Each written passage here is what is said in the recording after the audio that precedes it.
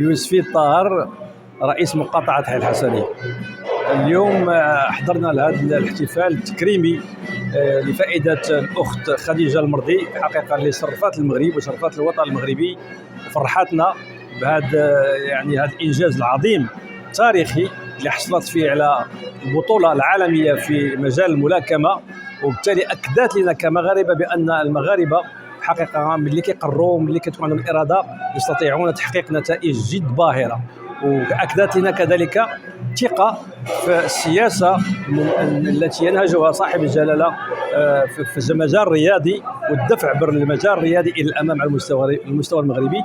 وأكدت لنا كذلك الاستمرارية النشوة والفرحة الحقيقية اللي انتجناها مع المنتخب المغربي في أخيرا في كأس العالم، وبالتالي أصبحنا نثق بجميع القدرات ديال الطاقات المغربية على مستوى جميع الرياضات.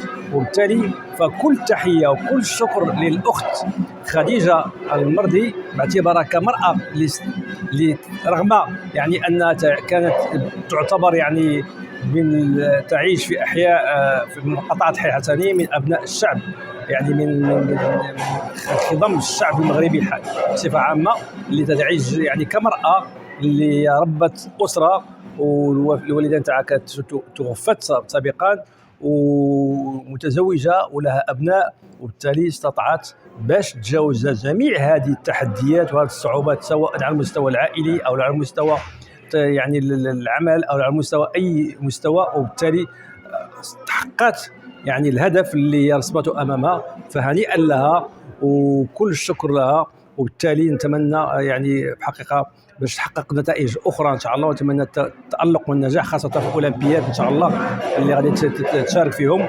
فكل الشكر للأخت خديجة الراضي باسم مقاطعة حي الحسني وباسم ساكنة حي الحسني، نشكرها ونؤكد لها بأن المقاطعة ستكون كذلك في جنبها في جميع المحافل إن شاء الله.